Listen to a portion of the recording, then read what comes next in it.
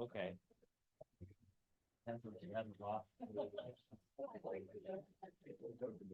Carter. Well, it's 3 years. I'd like to call the Tuesday, May 6, 2025, Iron City Council meeting to order. We have two items in closed session. I'll open up to public comment on items on closed session.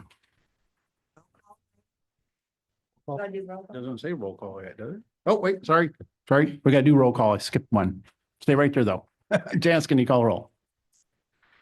Councilmember Atlan. Here. Councilmember LaFane. Here. Councilmember Mitchell. Here. Vice Mayor Maida. Here. And Mayor. Here. Thank you. Go ahead. Okay, the city has now had responsibility for the golf course for about 6 days. And it appears no one has given any direction to the Troon management at the golf course to begin collecting fees, special fees, or anything like that, or said anything about the taking an inventory of the products that they had that the city's committed to buy between $10,000-15,000 of it. Who's the interface that's going to be working with Troon? Somebody from the village here, I'm sure. Correction, city, we're not a village. I'd just like to see what's happening. We talked about a golf course committee. Is there anything being done on that? Let's make this thing a go, okay? I mean, and that needs full cooperation of the entire city council. Thank you. Thank you, Eller. Any other public comment? Anything on Zoom? No. All right, we will go into closed session. On number 2, I'll disqualify myself from this item because it's reasonable and foreseeable that my real property, which is located in the city of Ione and within 500 feet of the project, will be materially affected by the decision. Thank you. Shall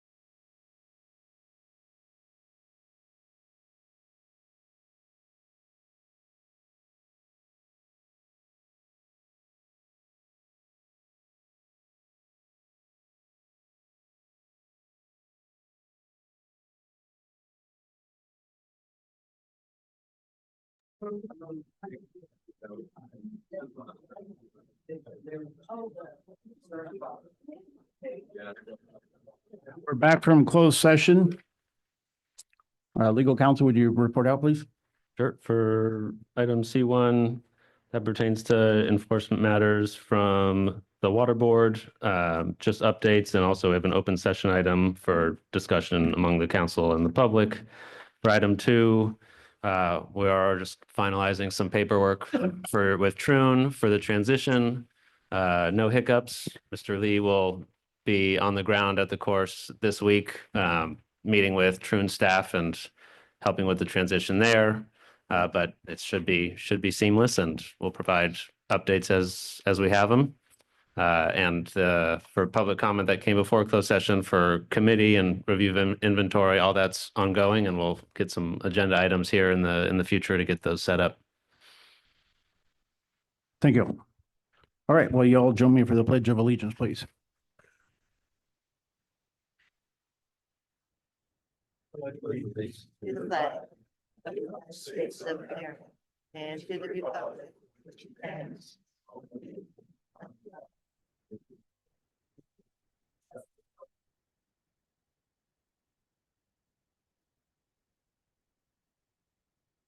Can I get approval of the agenda?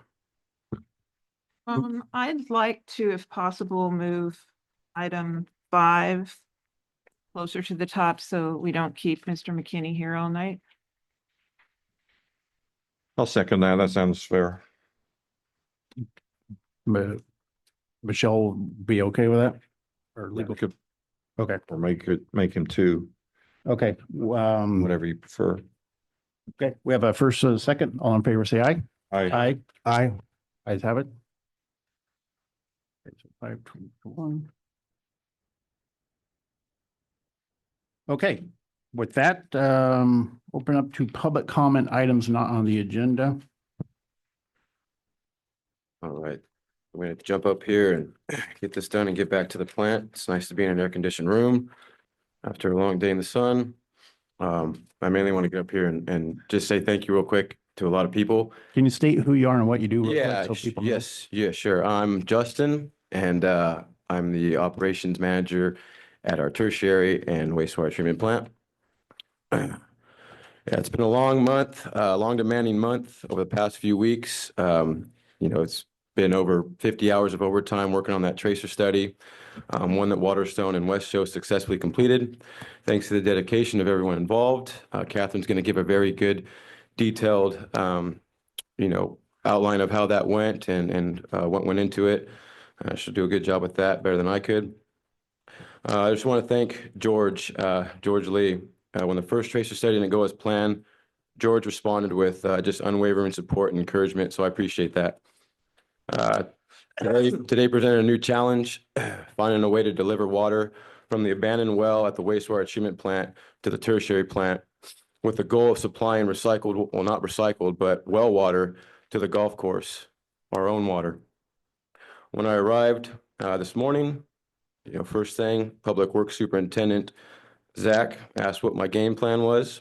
Without hesitation, he and his team jumped into action. Sorry, I lost my voice today too. Zach led the excavation of 3 critical sites while the rest of the crew exposed and prepared the necessary piping.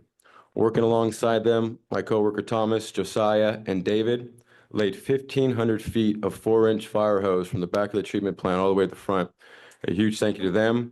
And thank you to Chief Mackey, who took the time yesterday at 5 o'clock and was on the phone with me trying to figure it out for me to measure out the necessary distance and coordinate his team, his crew, to supply us with the fire hose.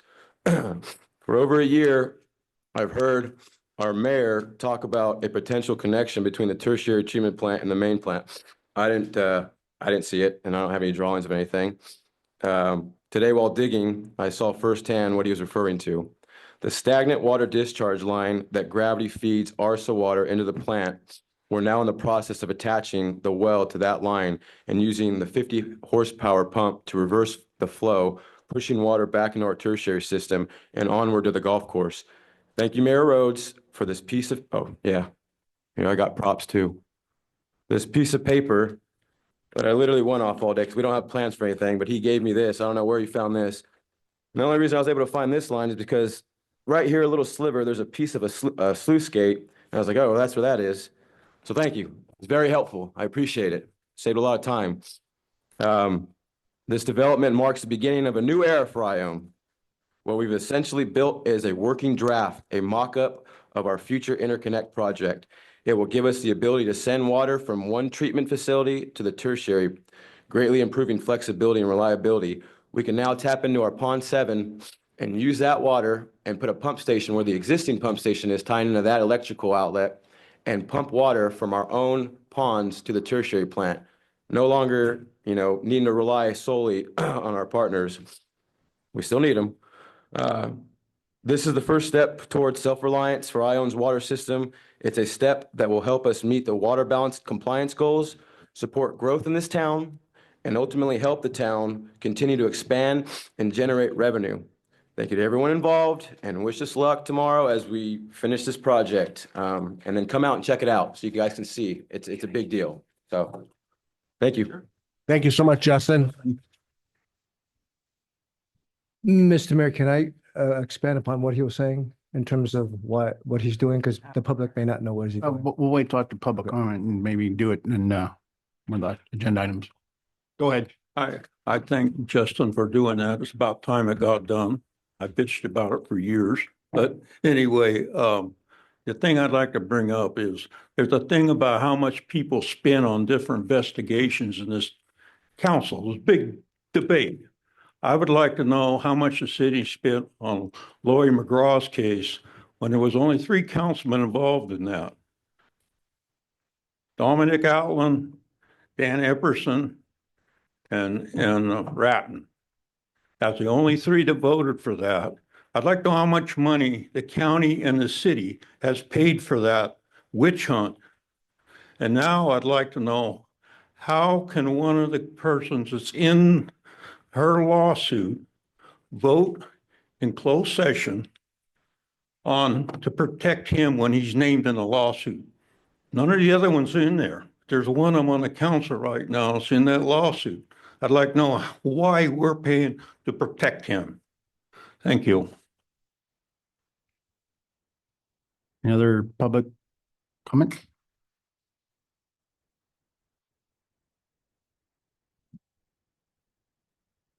Last week, I asked 2 questions of the council concerning water treatment plant and the Title 22 water. And I understand we'll probably get a good update on the Title 22 today. But I did have another question. Do we have to pay a fine to ARSA for not taking their water we're contracted to take?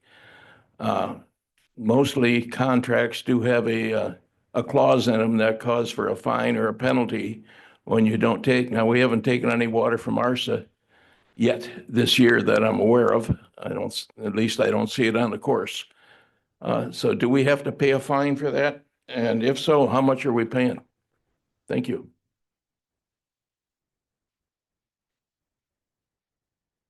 Good to see you back, Mr. Scully. Glad you're back.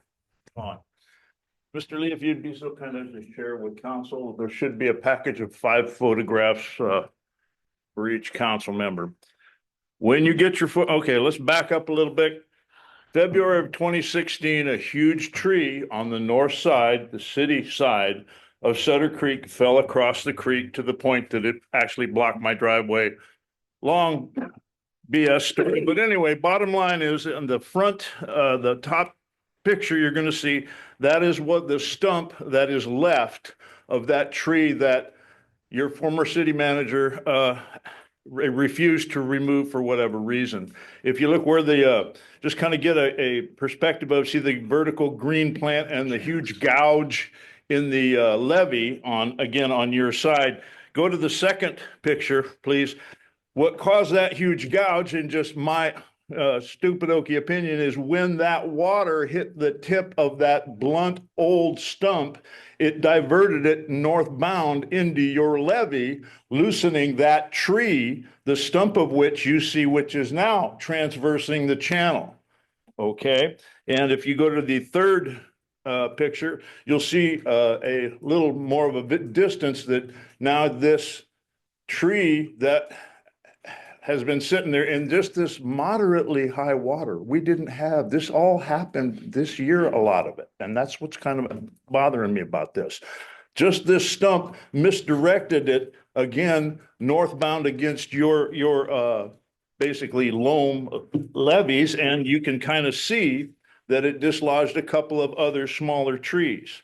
And if you go, I think, to the fourth one, again, that's another looking at, I want to bring unfortunately, not a good photographer, but you see how it kind of craters down the levee. Okay, what has happened is you have lost about 10 inches to 1 foot of vertical levee. Okay, that's not good, because if we do have a 2017 event, you're going to have a flood in your solar panel and your solar plant. That's just going to cause a lot of distress, real tears maybe. Anyway, if you look at the last picture, I'd say 18 inches, maybe a good 2 feet of, because these stumps have all redirected this very moderate to almost low winter flow against this sandy loam, that now you're back up. And again, if you look at kind of the crescent shape at the top of the levee, you're losing vertical levee, and it's not a good thing. Bottom line is, maybe we could get going. I understand there's things with the creek committee. I get it, but I want you to bring this to your attention to maybe accelerate things a little, because the creek is starting to recede. And Chief, I want to make an unusual request that when and if the contractor actually gets down in the channel, that you have a patrolman very close, because we had some confusion on some property owners in Spring Creek. They didn't call the locals, they called Fish and Game, and the next thing you know, our contractors are wearing a pair of bracelets, and it's like, we can avoid all that unnecessary this time. Now, can I answer any questions or respond to any comments? Because we need to get that permit. I understand you need to get a dozer down in that channel. Okay? Can we keep these? Oh, yeah, they're for you, public record, all that. Okay. Thank you. Thank you, Jim.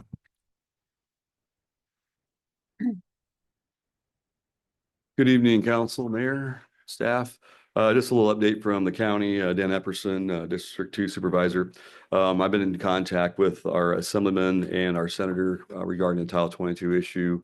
It's also concern of ARSA, as I'm on that board as well. We haven't had a meeting lately. Our bosses will be back here pretty quick, and we'll hopefully have something for you then.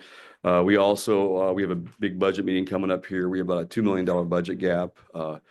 I would say fortunately, not fortunately, it's not as big as many counties are experiencing right now. There's a lot of shortfall out there. Just a heads up, but we're working to fix that on Thursday, I believe. I established a Fish and Wildlife Commission. It's not done yet, but once I get the paperwork and everything sorted out, we'll be having that. And part of that is to help with some of our recreation opportunities around here.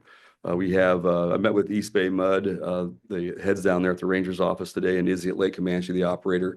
If you haven't noticed, some of the things that changed out in the lakes is that you can no longer bring your boat out to the lake. They stopped that. There's a zebra mussel or some other stuff they're going on, but so if you think about camping this year, you might think camp a little more locally, just support them. They're gonna have a tough season, I'm sure. They've also banned alcohol too, which if you've ever been to Comanche on a nice warm summer day, it can be a little bit chaotic out there. They're hoping really to reduce some of the drownings and some of those types of things. That's typically always involved in that. So just to think about Lake Pardee and Comanche would be nice. And then I got to leave because my son, I was bragging a little bit here, but my son's being sworn as a fire kid at Fire Station 2 tonight, 7 p.m. So kind of exciting in my world. So thank you for that. Indulge me. You guys Tell have a him great night. congratulations for I'll it. do that. Thank you, sir. I appreciate that. Thank you, guys. And don't call him a fire kid. He probably won't like that.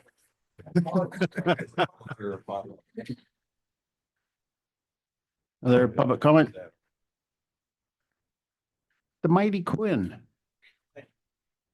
This will be brief, I hope. Tommy Quinn, downtown.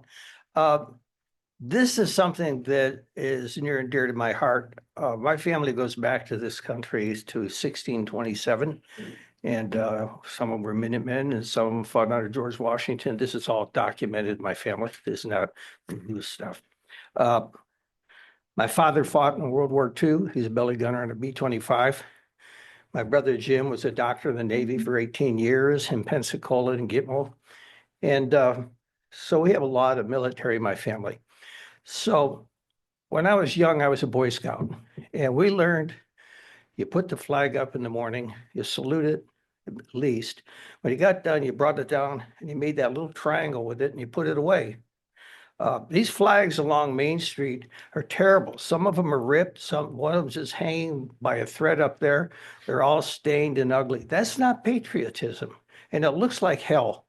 It really does. And it's kind of, I would really appreciate, I don't know who owns them, but whoever, if the city owns them or what, take them down and put some good flags up and treat them with respect. That's important to me.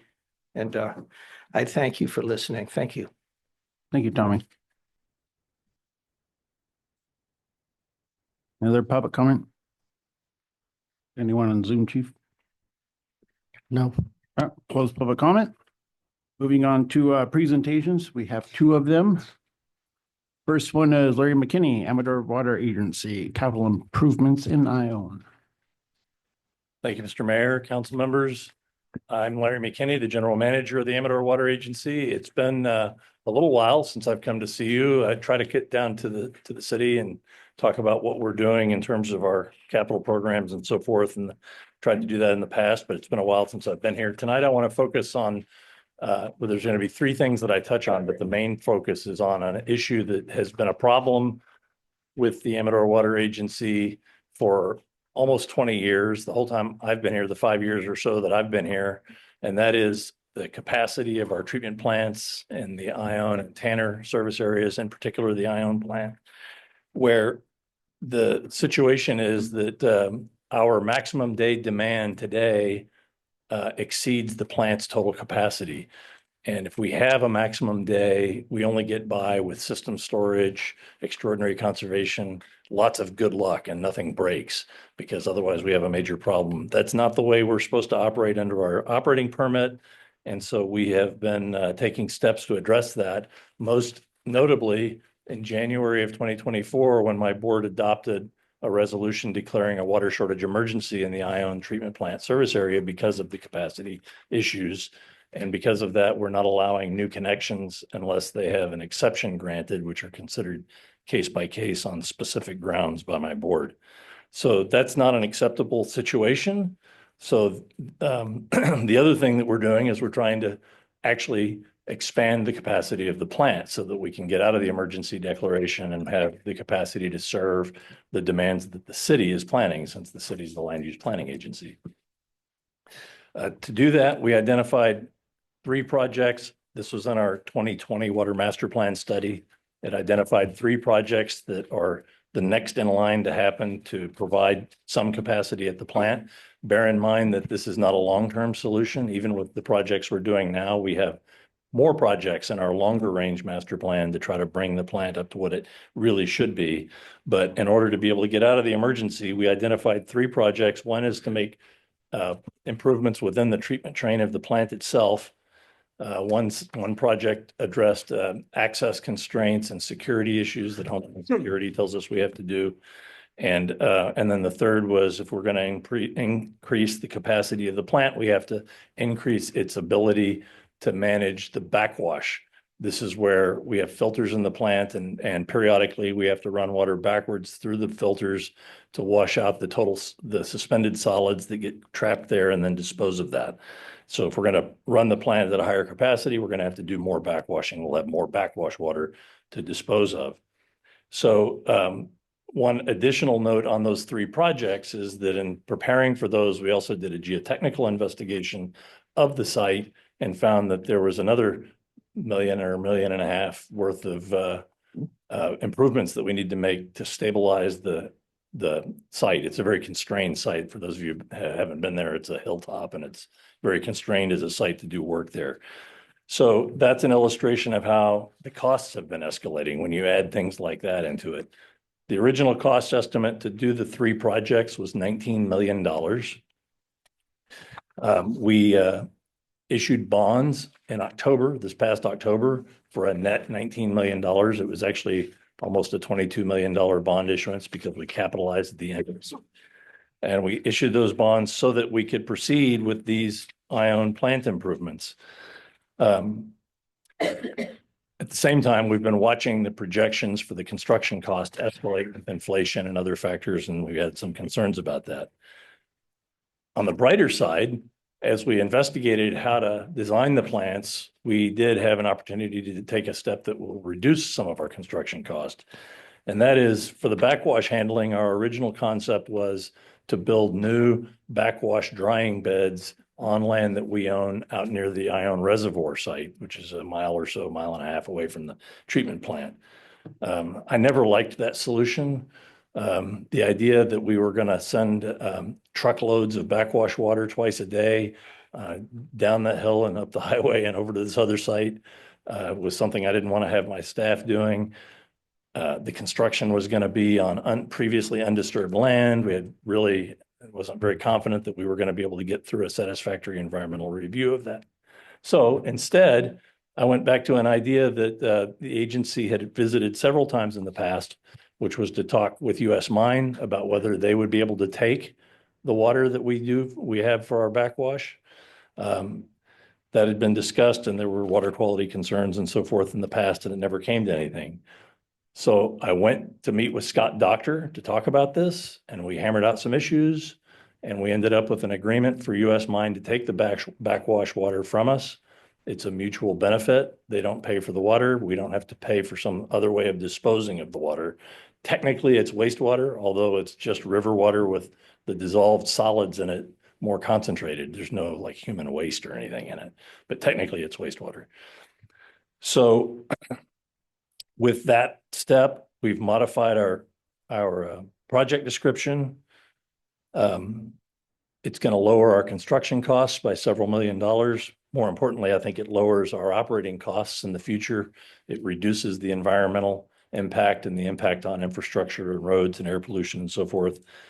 And it's also a 100% reuse solution, whereas right now we recycle the backwash water and we put 90% of it back into the treatment plant, but the other 10% goes into your sewer system. And it's pretty sludgy at that point. And, you know, you don't have the capacity for that. And we've had problems with it not making it past the Ione Elementary School. And we can resolve all that and not have that problem anymore in the future. So now the project is to build a pipeline around the edge of Howard Park to get down to the US Mine site and do it that way. For these projects that are underway, the schedule is still at this point to try to have them completed in about 2.5 years. We are at about 50% design, probably a little bit better than that now. We did circulate a draft mitigated negative declaration in February. We got comments. We've responded to the comments. The draft final is on my board's agenda to consider approving that on Thursday. The city has been noticed for this, and we're looking forward to getting that done. A completely separate note, but that is also a water issue for Ione, is that we're involved with all of the other water providers in the McKellamny watershed and water providers all over the state in the, I won't call it a fiasco, that wouldn't be polite, but the state's water quality control plan process for the Bay Delta, which has been going on for 12 years or so. And the state's desire is to increase dry year flows in the Delta in order to protect fish, which is a noble goal. That may or may not be the best way to do it. That's the problem. But in any event, they're trying to do that. So they're leaning on all of the water diverters to put themselves in a position to contribute more flows during dry years. And there has been a process that is an alternative to just having compliance orders to do that, that a lot of water agencies have been working with the state to negotiate. Used to be referred to as the voluntary agreements. Now it has the catchy name of the Healthy Rivers and Landscape Program. And if there are agreements implemented that are executed for that, the obligation that puts on Amador Water Agency is to provide 2,000 acre feet of additional flow during dry years downstream. So in order to mitigate that financial impact, the state appropriated funds to provide the entities that were willing to go into these voluntary agreements. They did that several years ago. The agreements haven't advanced. So about a year ago, the Department of Water Resources said, well, we're going to enter into funding agreements and provide these funds to entities that we think are going to sign these agreements, but it's going to be no regrets money. You can have it to do things to make it more possible for you to contribute flows to the Delta during dry years. We asked for money to use for water use efficiency improvements because that helps us anyway. And then that's connected to being able to contribute flows. By the time we got the agreements done, we had only about a year and a half to spend the money or it was going to evaporate because it was an appropriation from a prior year. It's built into law. Those were our rules.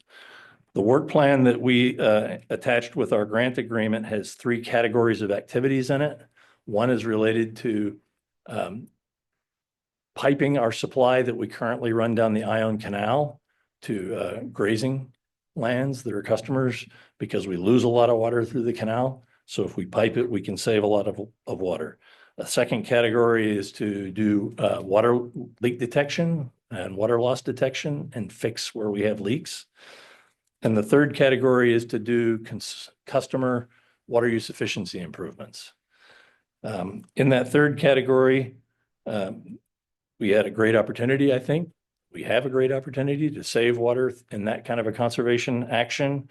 And we have the opportunity to do that very efficiently and spend the money that we have in time, as opposed to working through a more complicated program that uses up all the time and risk losing the money. And that's to partner with the city on the Howard Park project that I know you're all familiar with, and you're going to have another presentation on it tonight. And I'm very grateful to be working with George Lee to make that project move. I think it's going to be a boon to us in terms of our treatment plant capacity. It's going to help us make sure that we meet our agency-wide water use efficiency target that the state has now set for every water agency so that we're not out of compliance that way. And when we got this money from DWR, we could use it anywhere in the agency, but my board and I agreed that our first priority was to use it in the Ione treatment plant service area because of the emergency condition that we have here. So that's what we're trying to do. And I'm very optimistic that we're going to have success there. The third thing I want to touch on briefly, just so that you're aware, is that it has been 4.5 years, been 3.5 years since our 2021 rate increases. That was based on a rate study that looked at a 5-year schedule of rates. The 5th year takes effect on the 1st of July. And so then we need to do another rate study to establish what our rates are going to be starting in July of 2026. However, because we have financing work that we need to do to be able to finance the rest of our capital projects, we are probably going to be in the bond market again next year. And so we need to get re-rated. We've improved our credit rating 4 levels since I got here. And we're looking to get up at least 1 more level so that we can get the best interest rates that we can. To do that next spring, we need to have adopted the rates before we get re-rated because the ratings agencies look hard at that. So we're aiming to have our rate hearing in December for a new set of rates that would begin to take effect the following July. That rate study has been kicked off and is in process now. And sometime in about July or I think in August, we'll be having public workshop meetings. It may come up even sooner than that. When we did our 2020 and 2021 rate study, we spent 9 months on it. We had 15 Brown Act meetings related to the rate study. I don't think this one is going to be that intensive. I also don't expect the rates to change nearly as dramatically as they did last time. But this is something that we need to do. We'll also be recalculating our capacity fees for people that are coming in as new customers and for developers and so forth. So that's a quick update on things that we're doing. I know that you have an item on the CEQA for the Ione treatment plant project. Thank you for moving that up. And I'm happy to answer any questions now and to be here for that item. Thank you, Larry. Any questions for Larry from council? I have some, but I can wait till the Me next too. item. That way we can ask them all at one time. Yeah, mine too. I can wait till next time. But I do want to thank you for the $1 million grant that you let us have without any strings this time. So I appreciate that. Very nice of you. Okay. All right, I wanted to double up on that too. Just thank you for working with the city like this. For it wish it would have went smoother the first time. They had to go through the second time, but it all worked out. Thank you, Larry. we open up public comment. Yeah, public comment, Ed? Any public comment? Do it right now. Only thing comment I got, I hope this council listens, and this is nothing against Mr. Thomas back there, but we need some industry. We do not need houses. This is going to open up some room for some houses. We don't need houses. We need industry. Houses are just putting us in a hole, period. Thank you. Any other public comment? Anyone on Zoom, chief? No. Close public comment? Yeah. All right, we'll move on to the second presentation. Mayor, if the council wants, L5 could happen right now before. Oh, So, okay. No, I didn't, no, I wanted it on the first regular agenda, not before another presentation. Okay, Thomas, you're up.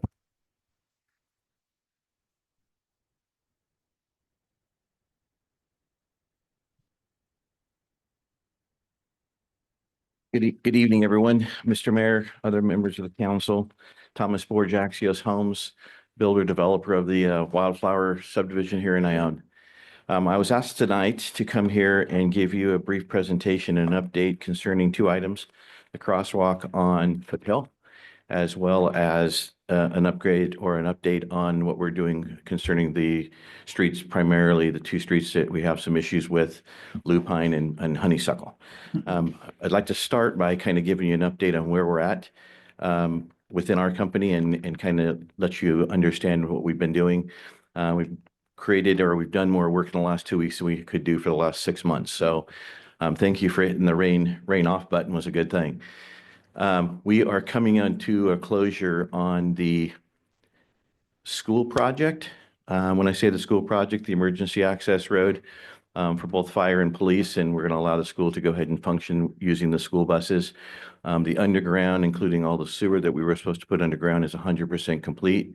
We have permanent pavement all the way from Ione Road, all the way to the back of the school, right to where their parking lot ended before, and that's where the road is going to take off. We are in a situation now where we will be able to start finish grading there, as well as we're in unit number 1, we're finishing our joint utility trench now. By the end of the week, we should have ourselves set to be grading and getting ready for our sidewalks to pour in the last 47 lots of the Wildflower subdivision. And with that being said, we would go back to the school, pave out from the school to unit number 1, and then pave out all of unit number 1, including the section of pavement that is available to be done that we had left the last lift on before we made all of our utility trenches and connections made in Foothill, so we don't damage the brand new overlay. So I think that's probably a good recap for Wildflower as well as unit number 1 and the school project, which we would be ready to finalize that whole situation with the school district. And we'd be willing to help in any way we possibly could to get to a conclusion to where we can turn our temporary construction easement into the permanent easement that the city would actually have access to and would be able to take over at that point. Crosswalk on Foothill. We went ahead and worked with the police chief, and when we first set that up, it was a road study that we kind of talked about when we did that. Wildan wrote up the report and kind of came up with the conclusion, working directly with the police department to locate the no parking signs and all the things that went along with that.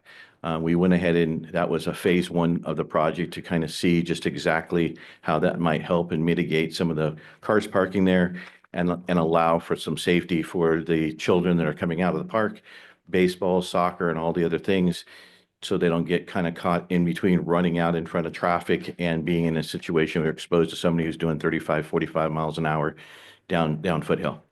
I think that the project was done, it's complete. I know that there was other phases that were talked about if the city wished to pursue that after the fact. But Axios Homes went ahead and donated the first part to have it completed, and it's done, and we can open up for discussion. I've made some observations myself. I do have to tell you, before the meeting, I drove by there just to see, and there's no one parking on the no parking signs, but they're all parking in the racetrack now. And I can tell by the black curbs that are created there in the subdivision, they're jumping over the curbs, the vertical curbs, and go in there, and they park there, so they're not in the middle parking. So anyway, that's just one observation. I was here a couple Saturdays back before 11 o'clock. Everybody was in parking, the no parking, but I guess later in the day, it becomes a little bit different story because there's a lot more games going on. And there's also soccer as well as baseball now that puts a lot of people in the park or trying to get over to the park from the subdivision. Does anybody have any questions maybe at this point? I have a lot of questions. Okay. Because Mr. McKinney, just on the map and your conversation about the school easement, let me go one by one. What do you need from the city to get a permanent easement? Because if I'm understanding right, I'm naive when it comes to this. That's going to create hookups. What's going to create, they're going to go to the new homes, correct? Correct. Which is revenue for the city. Correct. There's two major components that we did when we actually offered to incur the cost that was the overage of what the school board was actually willing to pay to have the access road created. We had created a 6-inch sewer that goes all the way from the back of our unit number 1, all the way through the school property, all the way to Ione Road. And by doing that, we actually created a way for the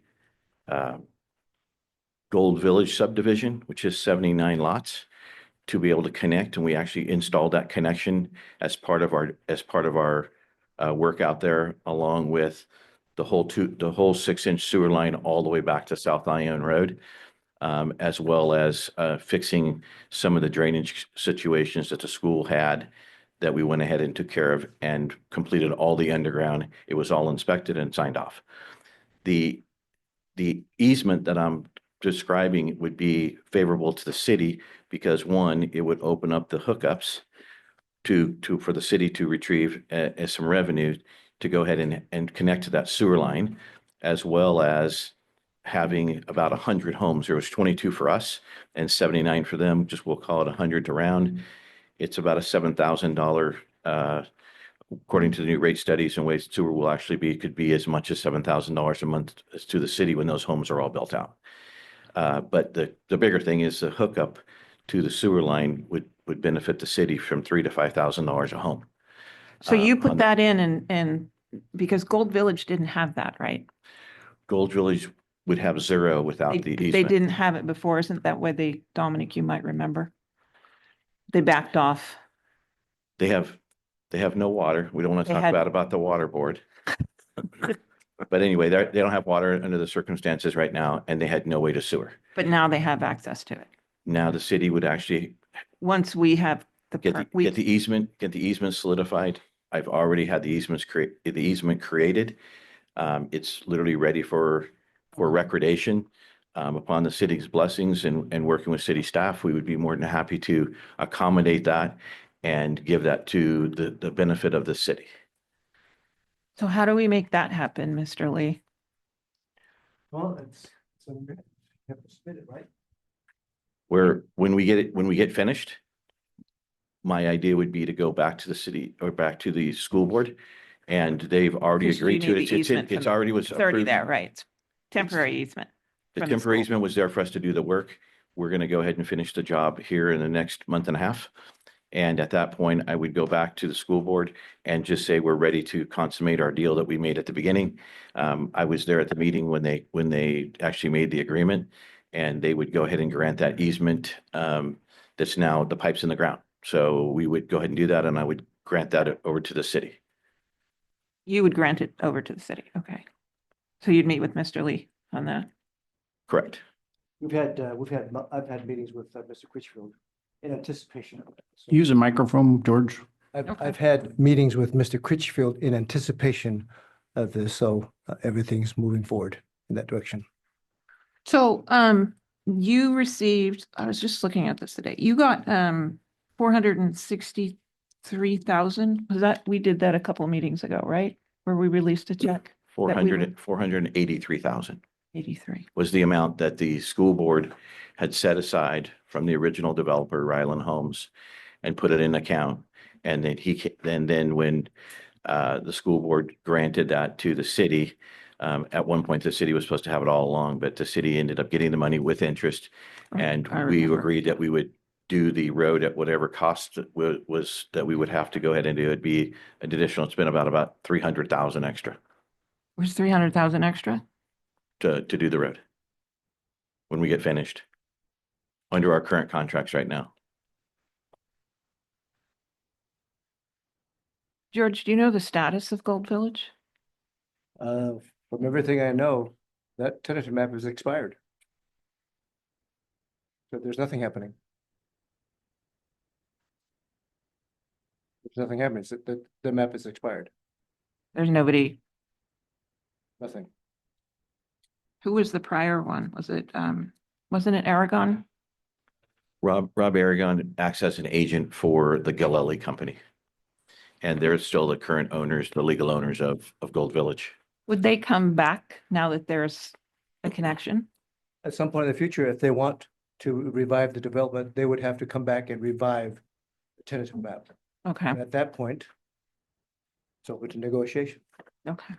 Could we throw in the extra $300,000 that we got a credit for? Well, what I would ask the city to support Axios Homes in would be the original condition of approval to go from their tentative maps to their final map was to go ahead and pay for a portion of the intersection that we installed at our full expense, to go ahead and do the intersection of Foothill and adjoining that to State Route 104. That probably is about a $2 million project, and they should be responsible for about a third according to the lot cost division. That was one, because now that the map's expired, that leaves that condition kind of hanging out there, and would want to make sure that everybody, at the city understands how that got built. And that we would go ahead and get at least a third of that money back. And then I would also think that whatever the cost of the sewer and the hookup fees that the city would enjoy, that we would get some portion of that based on the proportion of the lots associated with that sewer, just as a cost reimbursement, if nothing else. So where would that fall, Mr. Lee, on your desk for a future negotiating? That's when they try to revive it. That's when, You'd put that in your pocket and when we for your negotiate. negotiating skills. Okay. So my next one goes to you, but Mr. McKinney, because I see the easement runs, is it right down? Hang on. You go across 104, right? Right. Do you go? Is that at the intersection? I don't know if it comes down on which side of the intersection it comes down. The water treatment plant is up on the other side of Foothill. So it has to come down Foothill and then cross 104, and then where it goes from there, I don't know. Thank you. No, it looks like it's on the other side. Well, I can't really tell.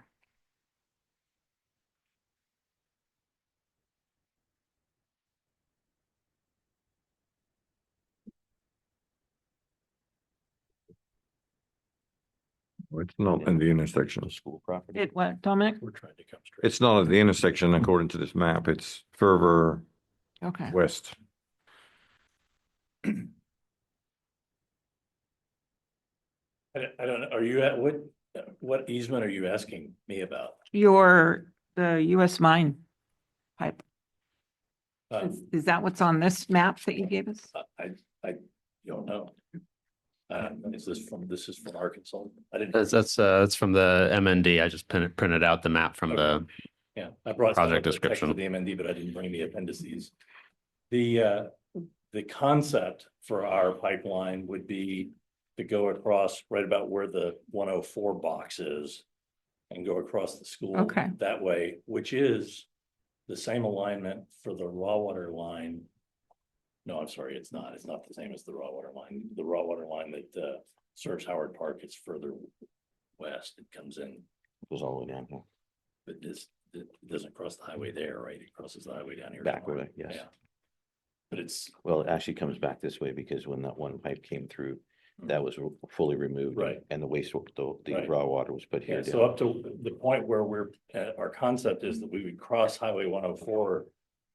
After 104, then it follows the alignment of the existing raw water line that feeds Howard Park. Okay. That answers my question.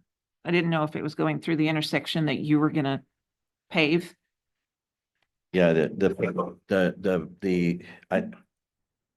I would have to know where the easement really is going to be, but I mean, I would hate to go ahead and say we've had 5 years where we haven't put a final lift on and we put a final lift on.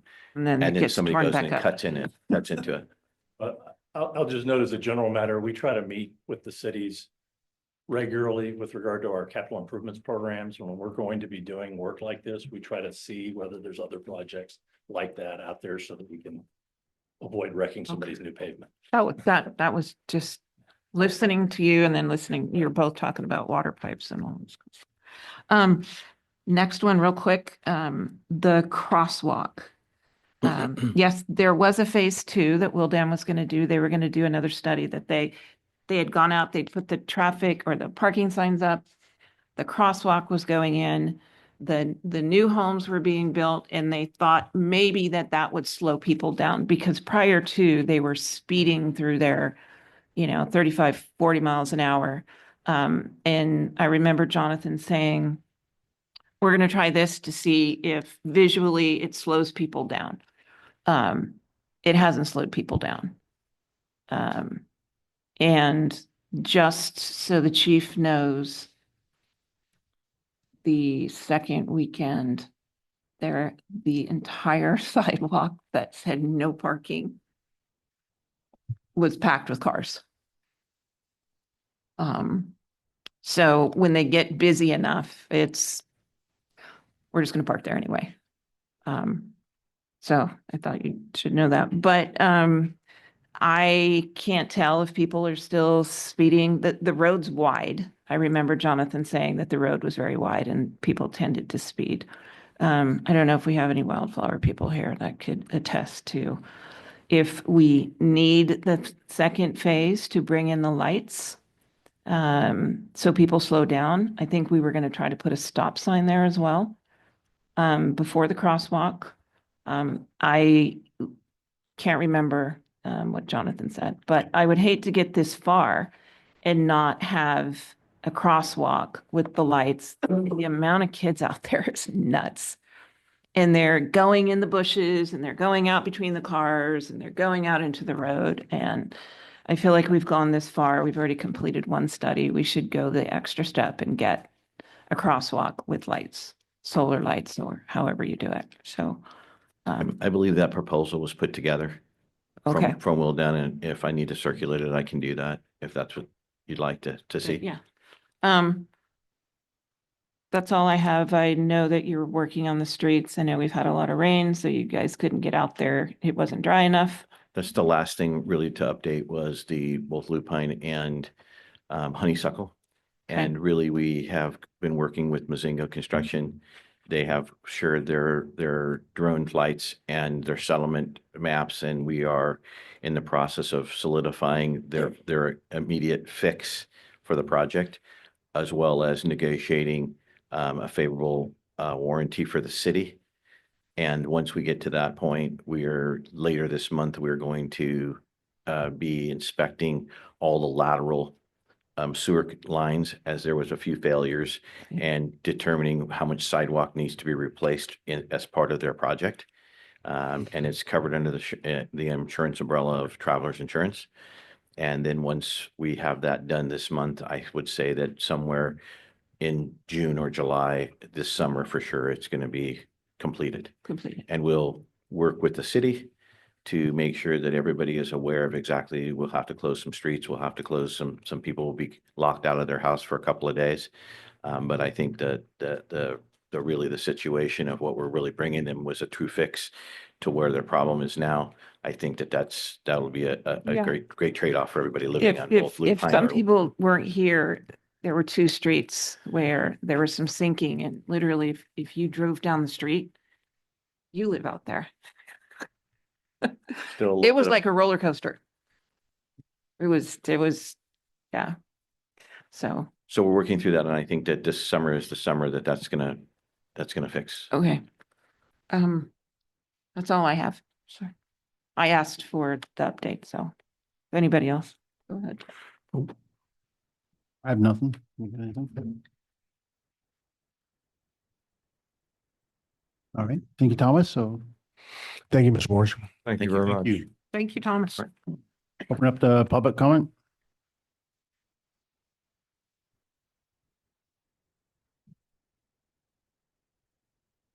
Dave Livingstone, Wildflower. I'd just like to reiterate the problems with traffic and people on Foothill.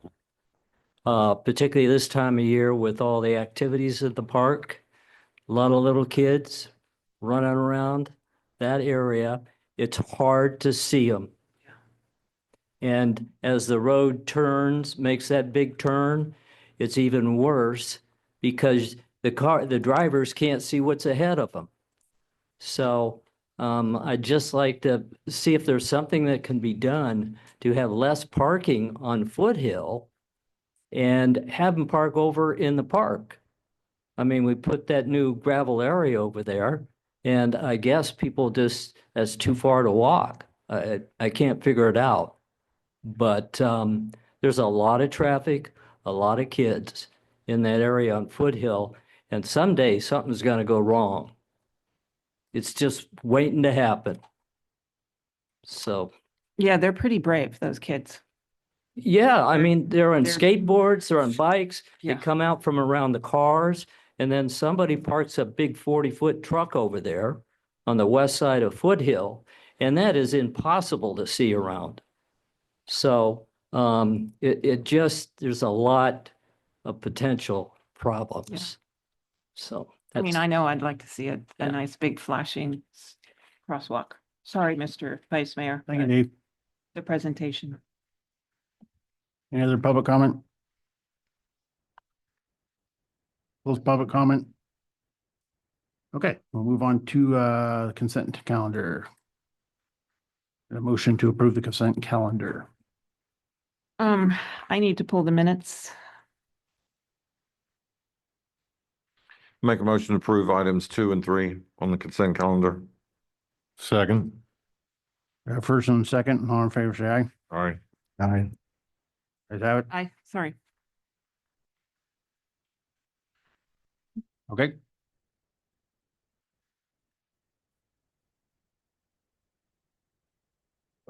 Okay. On the February 18th minutes.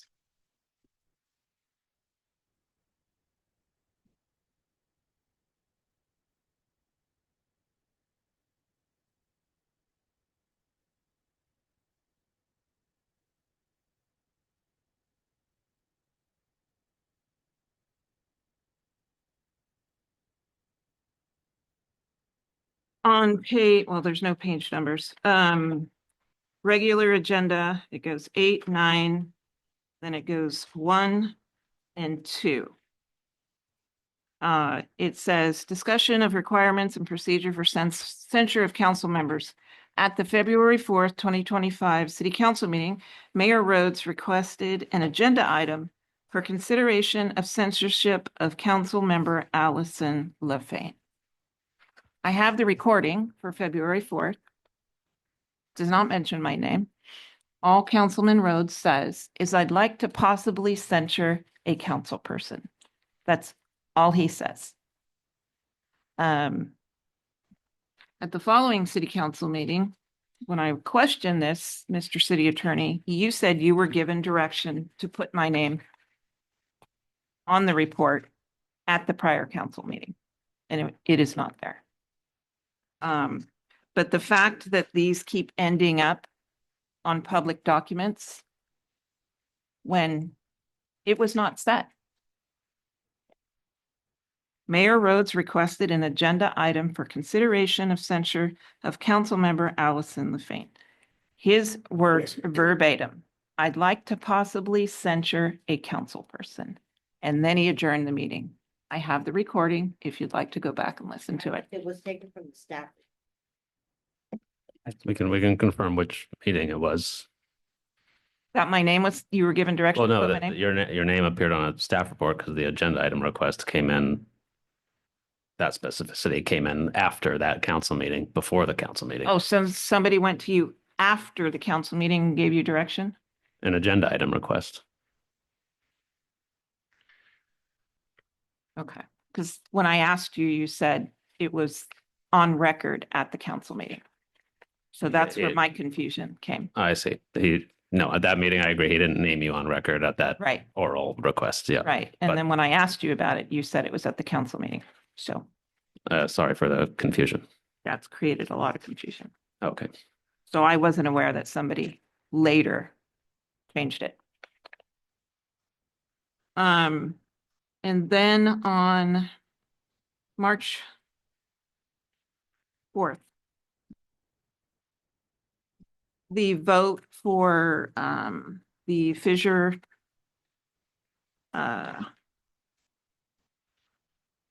the resolution, you have me down as a no vote, and I was not a no vote.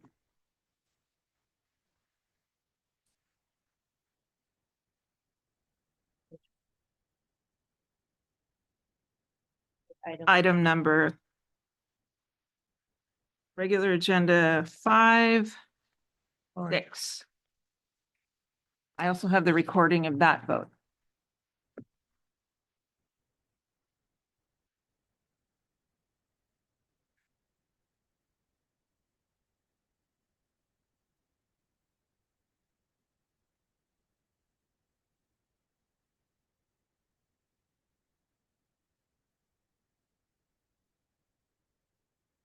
I can play it if you'd like to. Like me to. Okay. I'd like those items corrected.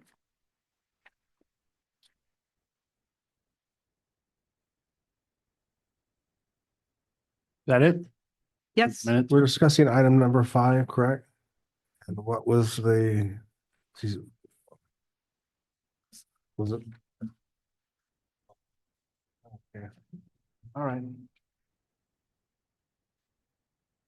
Okay, and then would someone pull item 2? No, we voted on 2 and 3. You already approved. Okay, we're good. Okay. All right, so I'll make a motion that we approve item number 1 with the 2 changes as described. I'll second. we have first and second, and all in favor, say aye. Aye. Opposed? Ayes have it. All right, moving on to regular agenda items. We're moving 5 to 1, so council member comments on Amador Water Agency Ion reliability, capacity, and backwash piping project. Discount by council member requests, and the couple documents provided are just for a visual and reference. Well, No staff presentation. I see that. I think what this came up was, initially when the turf agreement was brought to us, it was a surprise. Not your fault. But nobody here at the city had, discussed with the council any of this. I knew nothing about, at least I knew nothing about a turf project. I knew nothing about, someone going out and providing a bid to put the turf in. I knew nothing of an easement. When I went back into your agenda, I could see this had been going on for quite a while. I mean, I think I went back to September of last year when you guys started talking to US Mine. I saw a lot of closed session items that would involve the city, especially if there's an easement needed.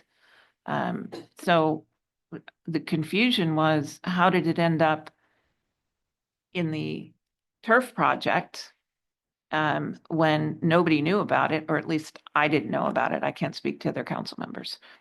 And so that's when I asked the city attorney that, you know, we get some answers. Who in the city made an agreement for the agreement that was happening with AWA, who represented the city, who said we'd give the easement, and so on. And so I just wanted some answers and some transparency. You asking me or you asking? I didn't really need Mr. McKinney. I mean, he had already answered some emails. All of my discussions with Mr. McKinney involved the turf. We did not have any one conversation regarding an easement whatsoever. So, Mr. McKinney, if you would like to Well, answer but, that and so- confirm that, but there was no discussion of an easement. The only time the easement came up was when Mr. McKinney sent me a draft of the water turf agreement. And that was when? That was when he said, gave me the initial draft that was presented to the council. So nowhere during any of our discussions that any mention of an easement. Now, Mr. McKinney said that he was meeting with Mr. Doctor regarding the No, backwash water. I heard him, but Okay. you can't really put an easement together unless you have approval from the city. Yeah. So we had discussions with US Mine for some time, of course.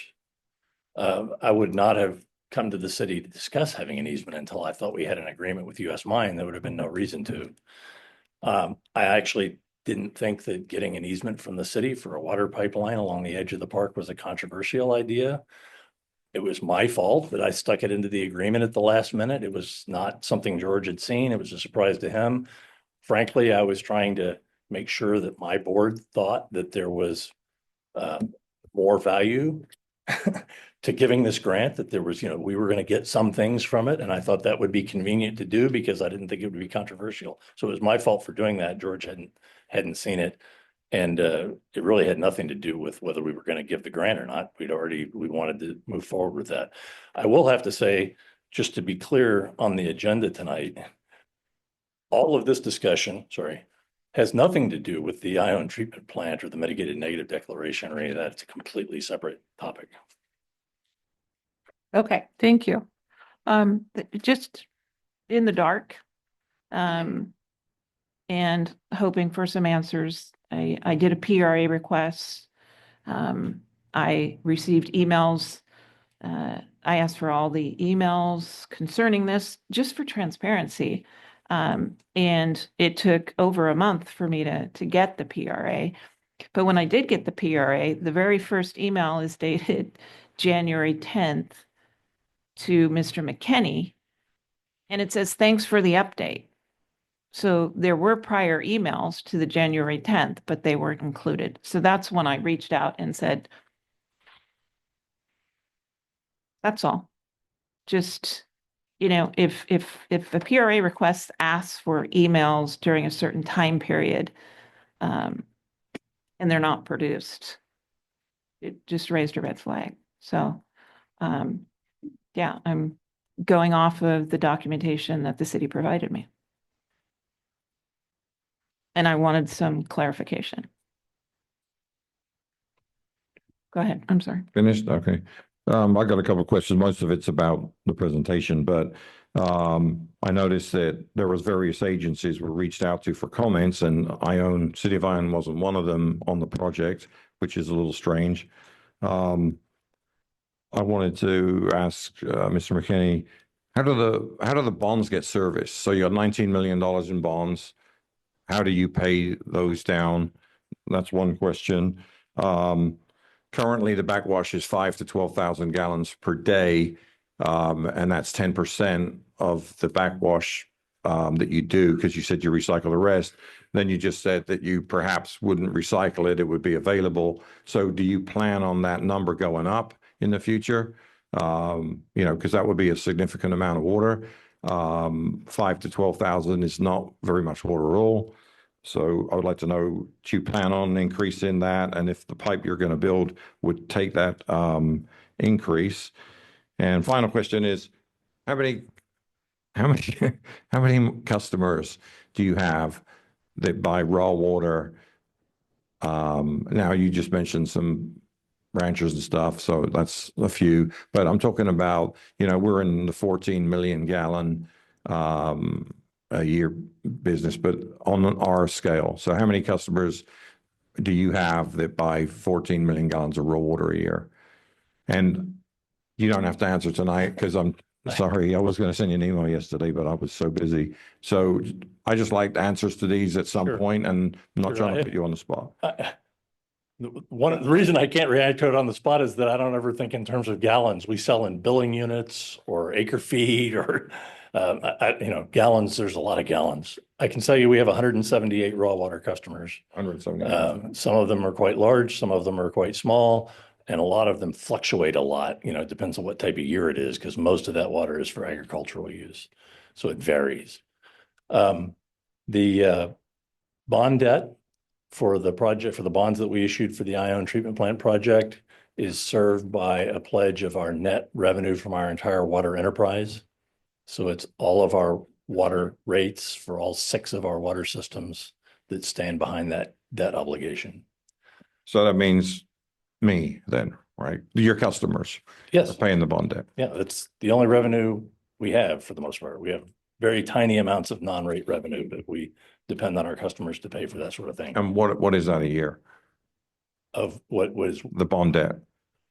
And again, I can send you an email, but I just like to know. So the bond debt, the bond was a net $19 million bond, and we're not paying any debt service on it now. They're short-term notes. The interest was capitalized. We'll do takeout financing next spring to pay those off. And then after that, the debt service on those, I can't give you the exact number because I know what the debt service is going to be for that, combined with all the other things that we have debt for. But we have a long-range financial plan that our registered municipal advisor has created to show that over a 20-year future period, we'll be able to meet our debt service for this debt, our 2016 bonds, and for a federal WIFIA loan that we're in the process of trying to get to fund other important parts of our capital improvements program. And if we follow that plan exactly, and if our assumptions about the market are anything like accurate, which anybody knows, then we're projecting having $5 to $6 million a year of debt service in about 8 years when all that stuff rolls up. Right. So, I mean, you could go out and get $19 million more in bonds in the next, rate study cycle. And that'll have to be, I don't remember being spelled out in the one 5 years ago, but perhaps it was. But then that's even more, money go into the bonds. So let me just step back for a minute. The what goes into the rate study is the next 5 years of capital improvements, the plan. We have a 20-year CIP. When we did the 2020 master plan study, we identified about $300 million of need for existing customer services, not counting growth. And that was completely not doable. So we broke it up over a 20-year period. And it was that first 5 years that was the big driver. We're currently doing the 5-year update of our water master plan study, and we'll be revising our CIP. We're changing the way we're doing growth projections. We're accounting for inflation. There's a lot of variables. We're going to have a board workshop on that at the end of May. Ultimately, what goes into this new rate study is going to be the next 5 years. But I'll also offer in context, we did this $19 million bond issuance in October. We've submitted an application to US EPA for a $53 million WIFIA loan so that we can pay for the Ione treatment plant projects, the Tanner treatment plant projects, and one of our upcountry tanks and pipeline replacement projects. Those are the biggest items in the current 5-year CIP. we have way more needs than we can afford. So it's up to my board to prioritize things. And we're looking at every way that we can get good financing. We're looking for grants. We're looking for other revenue sources. And we're doing everything we can because we know we have an affordability problem here. Now, I'm trying to remember what the other questions were. I do want to note, Oh, yeah, the pipe, is the pipeline upsized enough so that you could? so currently and I know what the E Corp document, the mitigated negative declaration document says is that the current production on an annual average basis of backwash water is about 80,000 gallons a day. And that ranges throughout the year from almost 0 to up to 101,000 gallons a day. And so 10% of that is what goes into your wastewater system now, and the rest of it gets recycled. We know that's going to increase. We are talking about taking all of the backwash water now and sending it to US Mine where it can be used. So there's going to be any recycling. We're going to take the recycling unit offline. And we're going to size the pipe to be able to handle peak flows of 200,000 gallons a day. It's a 6-inch pipe. Thank you. Is there current work on this, any study going on out there right now on the track, George? No, not that I know of. You mean of the proposed alignment? Yeah. Yes, E That's what I Corp, thought. E Corp has done plant surveys and animal surveys. Yeah. Yeah, they're out. I see it out there It's on the all track. done before the mitigated neg deck. Right. Oh, and I did want to note, that was the other thing I was trying to remember. With regard to notice about the draft mitigated negative declaration, we posted it on our website, we post it with the county, and we post it on the CEQA, statewide CEQA clearinghouse. That's how we provide notice. What the negative declaration has in it for responses to comments or the people that responded to that. With regard to our meeting on Wednesday, I have made sure that the city was specifically noticed of that separately by email. Thank you. Thank you, Larry. Another person, council? Questions? No questions. Thank you, Larry. Appreciate it. Thank you very much. Mr. McKinney, I appreciate you coming down and giving that presentation. You guys are customers. That's what I'm for. We appreciate our relationship with you, and we'll look forward to seeing you soon. Thank you. Thank you. Open up the public comment. Any public comment?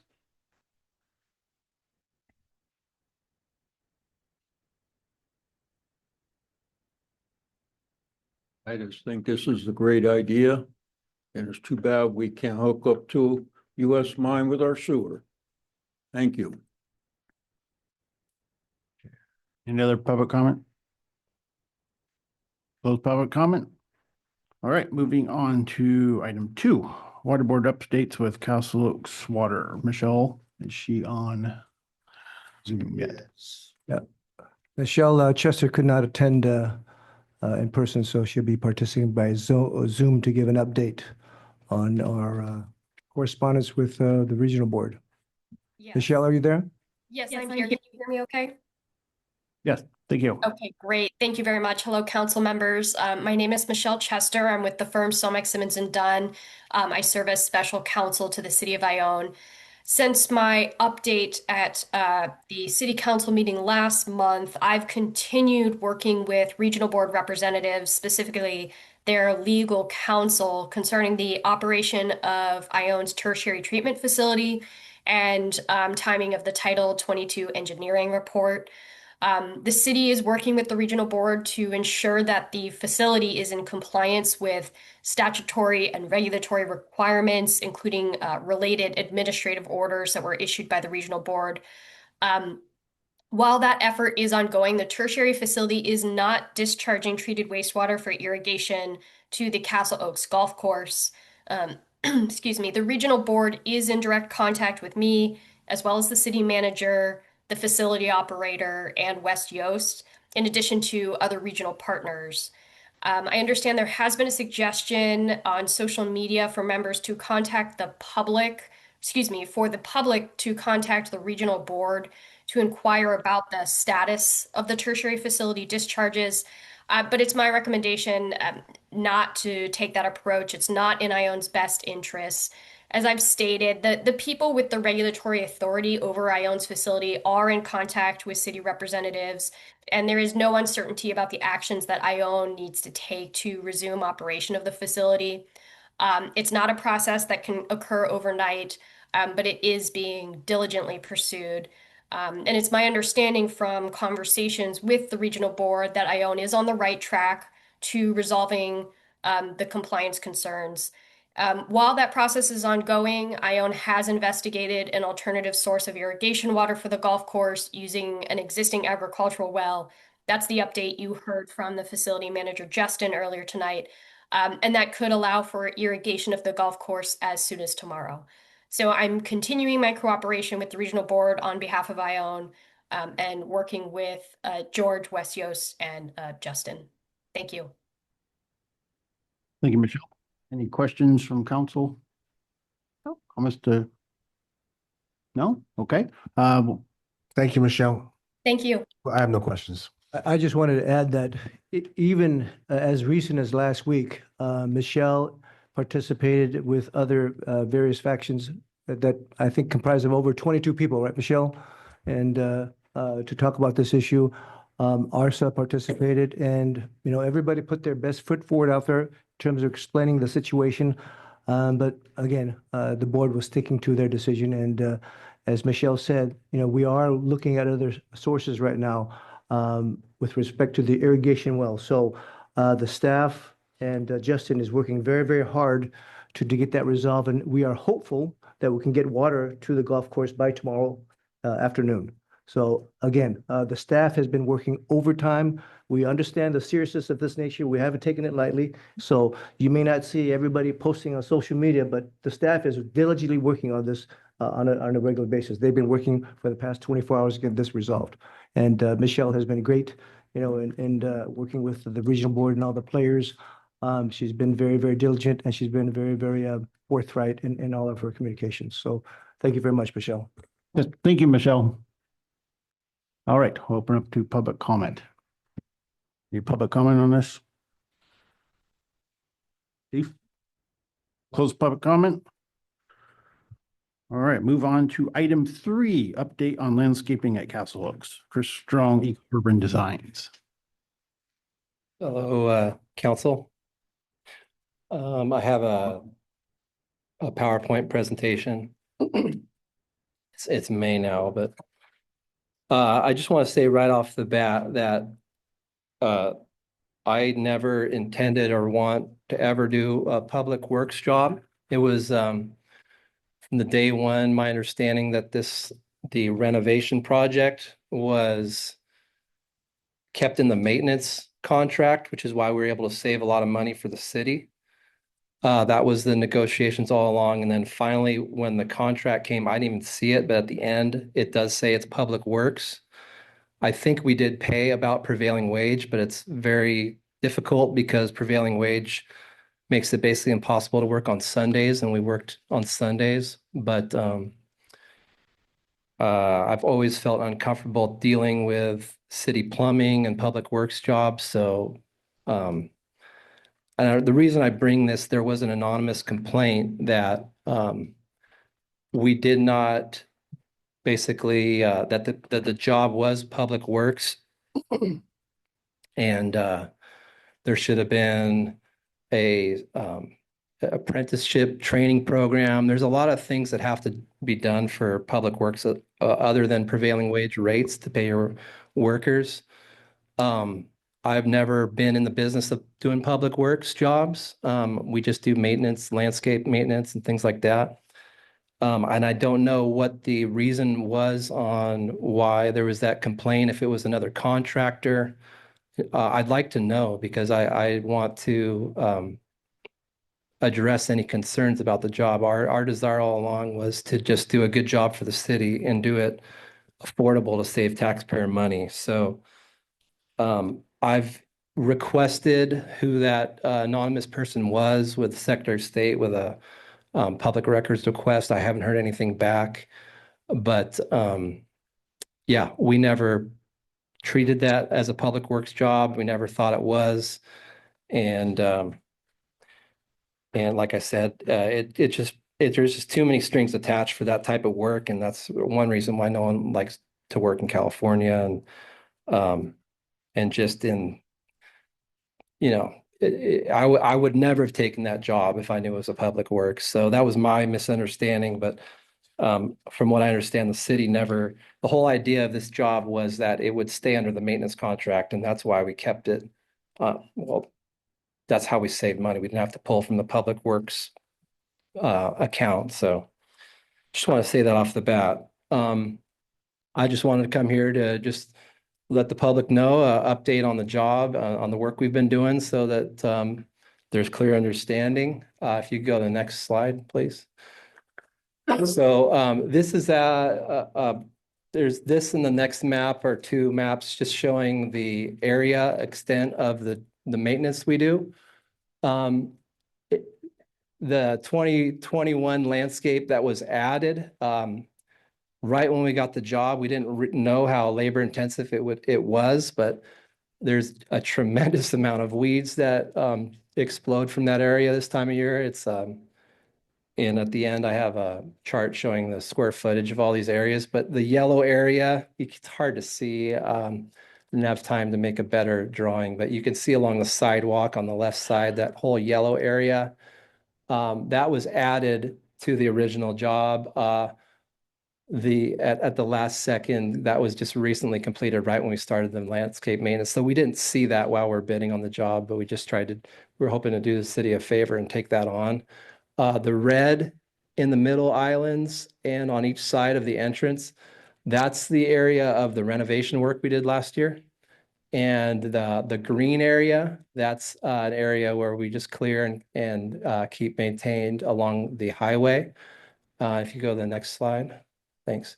The blue areas are also areas that we maintain. You can see a strip for the golf carts drive through on the left side.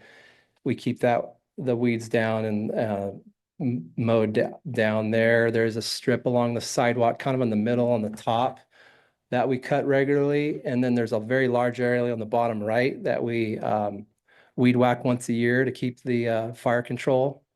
But as you can see, there is a lot of area that we maintain. If you go to the next slide, please.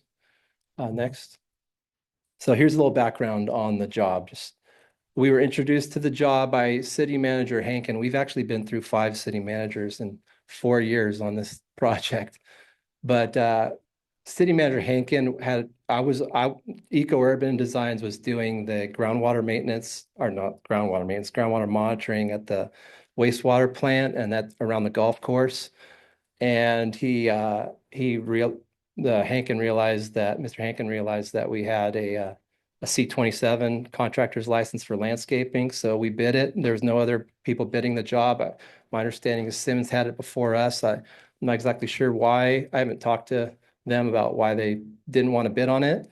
But my understanding is that they encountered what we encountered. If you go to the next. So yeah, we signed a contract under Mrs. McGraw in January 2021. And throughout 2021 and 22, we realized quickly that there was just shoddy work on the irrigation. Some of the areas didn't even have glue or primer. There was leaks. There was trees that were breaking into pipes. It was basically to a point where you had to install new irrigation. So we brought this to City Manager Rock multiple times and didn't get a clear answer for a while, but then, and I'm just paraphrasing this, I'm not going to read it, but finally we heard from Mr. Rock that it was going to go out to bid, that red area that we showed earlier, and they were beginning a design. So then in July 2023, we get it was really a kind of a cry for help from city engineer, Mr. Mitchell. And we found out that the design that was contracted by the city came out to $450,000 for the renovation work, which is unfortunate because if we just did this with a handshake, we could have at least cleared it out and put in nice clean turf for $10,000 to $20,000. But that all went out for this design. It cost $450. Is the city manager was like, can you give us a better deal? We put together some numbers, and here at the council, this is all recorded. We got a bid for $151,000 to do it. And so we saved the city $300,000. And now we completed it. We did have to add a change order because the initial part of the project was much more labor intensive than we thought, removing the trees and uprooting, doing a lot of clearing and grubbing. But it was, I believe there was a 10% change order put on. So for about $162,000, we did the job, completed it within the contract time. We finished it in August 2024, and we did the final inspections with Chief Mackey and City Manager Mitchell in October of 2024. And go on. Oh, yeah, there was another, we did give a proposal at the bottom there to clear out and fix the irrigation for the front area along the Highway 104 there, just to make it look cleaner and be easier to maintain. We didn't do that in the original bid because there was just so much back and forth on the design. We just wanted to get that main part of it done. As you can see, this is the final work in the front entrance you've probably seen. And just to give you an understanding of the costs that we've charged the city, initially, the initial budget was $31,728 a year.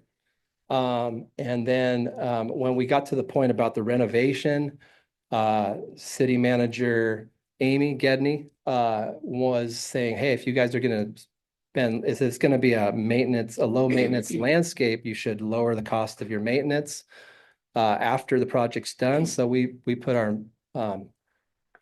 we basically said, okay, so we took a deduction. So we lowered the contract from 31.7 down to 29.3. And overall, that's a 1.4 cents per square foot, which is extremely cheap. And in January of this year, 2025, we adjusted with the contract actually has a 3% inflation built in, but we never pushed that except for this last year. So Eco-Urban Design is actually charging the city less money now than we did in 2021, even after all the inflation we've had. If you count the 3% inflation, it should be almost $36,000 a year. We're charging just over $30,000 a year. So that's $5,000 less than what we could per year. And then, like I said, in December 2024, Eco-Urban and the city received an anonymous complaint filed through the California Department of Industrial Relations alleging that the project was under public works, a public works project, and violated state law requiring prevailing wage, apprenticeship training program, etc. I had no idea that it was public works. So once again, that's my oversight. All we were told is that there'd be a performance bond, which was pretty expensive, and we covered the performance bond and we finalized the job and it approved all inspections. So if the city has any complaints about that, feel free to talk to me. But as far as we know, we met the contract, which was approved in city council. That's the contract we went off of. And and so, yeah, I don't know who filed the complaint or a contractor. I don't know if one of you guys did. I'd love to understand the concern on why it should be a public prevailing wage job. It's just going to cost the city more. There was no other people that were interested in the job from what I understand. So it's not like a contractor say, hey, they got to get away with not paying prevailing wage, not keeping track of all their Saturdays and Sundays and overtime and all this stuff. I'm quite confident we paid our guys at that prevailing wage rate.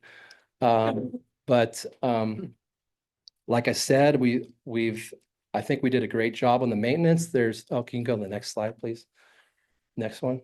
So even though the sidewalk strip landscape was installed immediately before This is getting back to that long area that's on the right side of Castle Oaks when you drive in. Even though that area was installed immediately before we took on the maintenance, even though it continues to be, I mean, it's just a nonstop battle. They set up that design. I can understand why they did now, but they have it on pop-up sprayers, but there's only one line of plants. So you could have done one drip line down the middle and saved a lot of water, but you're basically watering all that area. So weeds just explode. And we're just constantly, I think we've been as far ahead of it as we've ever been, but it's a lot of work to weed that area. Yeah, and normally, I mean, we would charge another 1,000 or 1,500 more per month just to cover the cost of that. But anyway, now that the renovation part is complete, there's no more leaks. The native plants are establishing well that we put in, so it's drought tolerant. We'll be putting the seasonal flower beds in the front to give some more color to the center islands. And in my opinion, and we've had a lot of people complimenting driving by. Basically, I'd say 99% of the people are happy with it. Weeds are under control. The area we put in with the weed mat, the weeds are totally easy to remove. So that area is doing great. It's still a hassle along that sidewalk strip. But yeah, as far as I know, from my understanding, we've saved the city a lot of money. We've done good work, and there's always things to complain about or things that we could do better. But from what we got to what it is now, and the fact that we're charging less money now than at first, we're pretty proud of it. But I just wanted to give an update to everybody and allow people to respond. Here's the chart, thank you, of all the square footage of each area we do. And at the bottom, you can't really see it, it's cut off on that bottom bar. But the total is not that area 8, that blue area on the bottom right, that's a 75,000 square feet. But even not including that, all the rest of the area comes out to 96,000 square feet. So it's less than 3 cents a square foot. And I think you could look at other jobs where people are charging 10, 20, 30 cents per square foot. So our goal has always been to give the city the best deal and do the best service. So I just wanted to clear that. That's all I have. Thank you, Chris. Any comments or questions from council?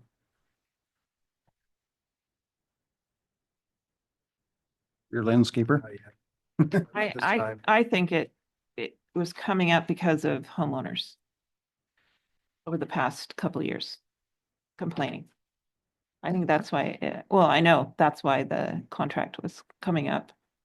And then last year we gave direction to the city attorney to look at the contract and the maintenance contract and potentially put that out to bid. And so that's just what I recall last year, because there were complaints. I don't live in Castle Oaks. I don't see it. But that's what I remember. Well, I'd like to thank Chris, was it Chris, right, for coming today. Appreciate it. I happen to be a landscape contractor also, so I know a little bit about this. Sympathize with some of your situations you've been in. I've done projects of this size. Let's hear from the public first. Who else is facing anything? Okay, we'll open up to public comment. Any public comment on this?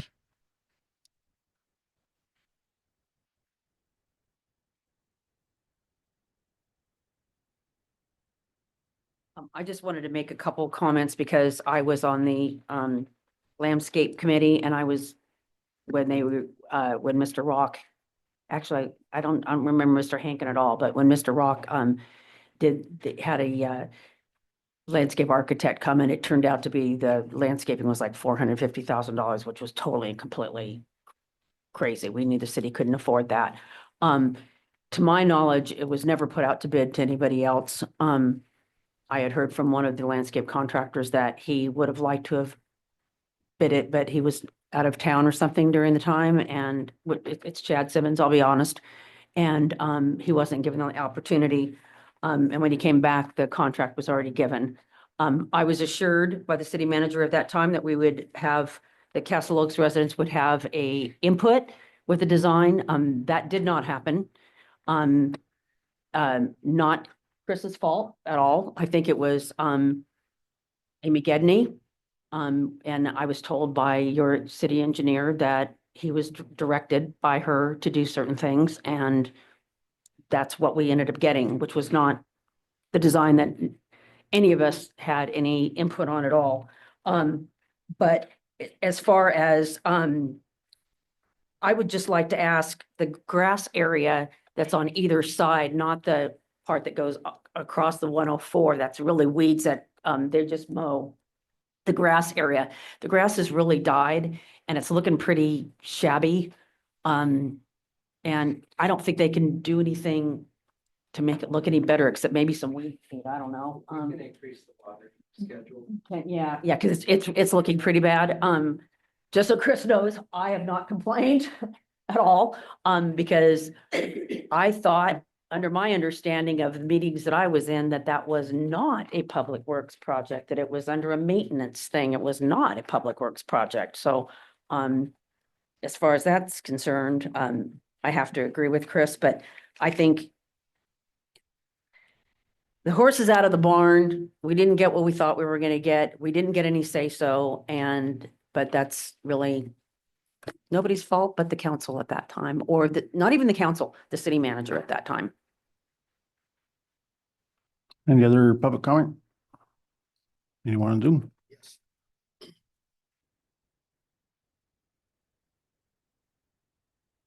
Go ahead. Hi, this is Christy Bickerdike. I live Go ahead on over, Zoom. can you hear me? Yes. Okay, thank you. This is Christy Bickerdike with Feed the Joy. I live over off of on Spring Creek. I gotta give this guy Chris some credit for being honest. And if you guys ever get to the point where you actually, ponder fixing the train depot little park over there by the school that's been sitting there and is covered with weeds and crap and whatever, you might want to hire this guy, because he seems to be honest. He worked hard, and over here on this side of town, we would certainly like to see some nice things going on. So that's what I have to say. Thank you. Thank you. We got another one. Go ahead, Heather. Hi, it's Heather Conklin. I live on West Marlette. The Castle Oaks project landscape thing was great. I'm glad that the entrance was improved, but it's been an eyesore for a long time. So it's really awesome that was fixed. But my question is kind of way off topic, but what's it going to take to get our city streets improved? West Marlette is terrible, as well as the other streets in our city. When can we start focusing on these types of issues? We deserve a lot better. Thank you. Anyone else? That's it? Okay, close public comment. I'll say this, when this all started, just so everyone knows, that water meter was about $3,000 to $1,700 a month. And once you guys got in there, now it's a couple $100. So, and that was back when water was somewhat cheap. So there was a huge amount of leaks out there. What I was going to state earlier was you did get dealt a bad hand to begin with, because I watched that be built, and I was approached actually to give a bid on that project, but I didn't want to. I'm just letting Patrice know that I was contacted myself, but unfortunately it's a learning experience dealing with a city or some sort of a public entity. Been through it, and but I think you guys have done an admirable job, and I think you've been extremely cheap, frankly, and I appreciate what you've done, and as long as the citizens of Castle Oaks are happy, we're happy. So thank you, Chris. Any other council comments? Well, again, thank you, Chris. All right. We will move on to, So Catherine Gies of West Yos is going to be taking the place of this next item. She's on Zoom right now to give an update on the tracer study that was conducted Okay. recently. okay. Good evening. Hold on a sec. Update, item 4, update on tracer study results. Go ahead. Good evening, counselors. Here to give you an update on the tracer study. Which was successfully completed the week before last. All the data's been reviewed and all the results look good and positive. So we are now in the process of incorporating that into the last bit of the Title 22 report, which will be submitted to DDW for review and approval following city review. That's more or less the extent of my update, but I'm happy to answer any questions you may have about that process. Okay, thank you, Catherine. Any council questions or comments? Catherine? Well, we had a brief hiccup there, right, Catherine? During one of the tests, but we were able to overcome that Yes, very quickly. that is correct. Yes, when we initiated the test in early April, we identified some leakage from the chlorine contact basin, which resulted in us having to pause for a moment, fix that, and then come back and redo the tests. And the redo was completely successful. Any questions? I don't have a question. I just have a comment. I was a little surprised by the expense that we had to pay you because to finish this, the last payment that we authorized. And we had paid you a tremendous amount of money up to that point. And I believe we still had a couple of tests that weren't completed when this failed that we paid for, but I may be wrong on this, but we paid for it but we had to go ahead and pay again. And I don't think that was quite a fair thing to do. Well, I don't know if you want me to comment on that or not. I certainly can if you'd like my response. Yes, I'd like to have your response, please. Yeah, so the work that we performed on the original test, we had somebody in the field for a solid week. We ordered a bunch of equipment, and the reason for the failure was not of any fault of ours. It was the city's equipment that was leaking and caused the problem. So in order for us to do the test again, we had to rent all the equipment again, and we had to have somebody in the field for approximately 54 hours in 1 week, spending 12-hour days there with Justin completing the test. So all of our work is on a time and materials basis, and we presented the need to redo the test to you based on the failure of the city's equipment. Well, I will just agree to disagree because I felt like we've been spending quite a bit of money. So that's my opinion.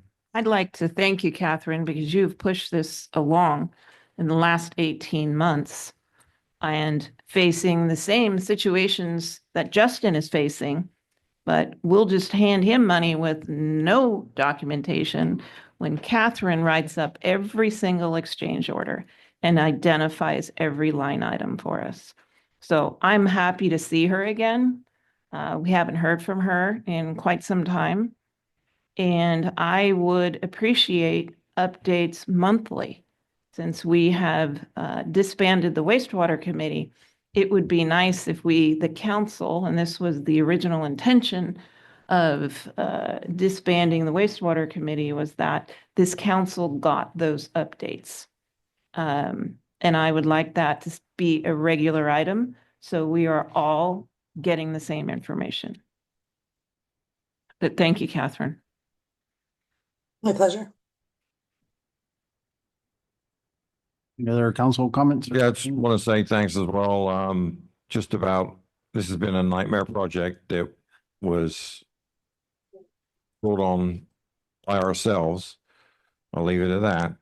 And just about everything that could go wrong went wrong. and we've been scrambling around. I appreciate all the staff that we had special meetings. We had meetings about whether we could use this fund for this. We've done everything we can do. Spent a lot of money, and I'm glad it's pretty much over. I'm obviously not happy with the regional board when they know everything's done and they still won't let us irrigate, but that's out of my hands. So hopefully you'll get that report up to the regional board and they'll sign off on it by Friday so we can get the water turned back on. Thank you. Yeah. All right, we'll open up to public comment. Any public comment on this?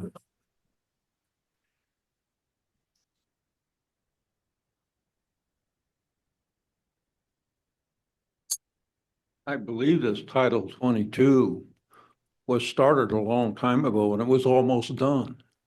And some of the prior councilmen didn't like it, and Laurie McGraw was the one that started this. And the three people put her in court and they won't admit to that. But thank you. Any other public comment? Anyone Zoom? All right, close public comment. Yeah, I'd like to thank Catherine and again, throughout all the trials and tribulations with the various councils and so forth. It's been a long road, but I think we're finally, hopefully, we'll get the Title 22 report received and accepted soon. But on behalf of the city, Catherine, I'd like to thank you for your continued effort, and hopefully we can continue to do things efficiently in the future. Thank you, Catherine. Yes, let's hope so. I think the end is near here, so that's great news. Thank you for stepping in for Justin. Appreciate it. Absolutely. Okay, moving on to item 5, and it's our last item. It's a status report on Picnic Hill project at Howard Park. Thank you, Mr. Mayor. Recently, the city council approved the hiring of Gina Chavez, who is the master plan engineer for RRM. So we have incorporated her into developing a schematic design for the Picnic Hill. She's working on it. We've met her and talked to her on maybe 2 or 3 times. So she's coming up with a schematic design in conjunction with the overall master plan of Howard Park and how that would fit in. Because even though this is a separate project, I think it's important to incorporate all the aspects of Picnic Hill, all the handicap parking that was requested into the overall plan of the park. So that is what she's doing, trying to incorporate all of the elements of Picnic Hill into the master plan. And I might add for the public that lives in Wildflower, parking is one of the biggest things that is going to be addressed for Howard Park. Parking has been an issue for a long time, and so that's one of the high priorities of our design in terms of developing a good parking master plan. That's it. Did that require a contract amendment? No, that was part of the her fees, because it's part of the whole contract. She's not charging anymore. Any other comments or questions on this? Okay, open up to public comment. Any public comment on Picnic Hill? Or on Zoom, Chief? No. Close public comment. All right, we'll move on to reports and communications from city attorney. You got anything, sir? Nope. City manager. Yes, I would like to commend and recognize all of the Public Works Department and Justin in working, very, very diligently on getting this issue with the wastewater water for the golf course resolved here. Again, everyone knows it's an important subject, and we all know how important it is to keep the golf course watered. So again, hopefully we have a positive resolution tomorrow. In addition to that, the city staff continues to work on maintaining all of Howard Park. As you all know, I own Homecomings this weekend. And if you see the Public Works Department, I would, recommend that you give them a little bit of thanks, because we have 11 parks and we have 5 people that take care of the entire city. So again, that's a lot of work and with a limited staff. And I think they do a great job in taking care of the city. I think Selena, our recreation manager, is going to be unveiling a lot of things in the near future. She's getting ready for the summer program here in Ione. Lots of things to come in the very, very near future. So stay positive. There's a lot of positive things coming. Thank you. All right, we'll move on to council comments, committee reports, and future agenda items. Councilmember Allen, we'll start with you.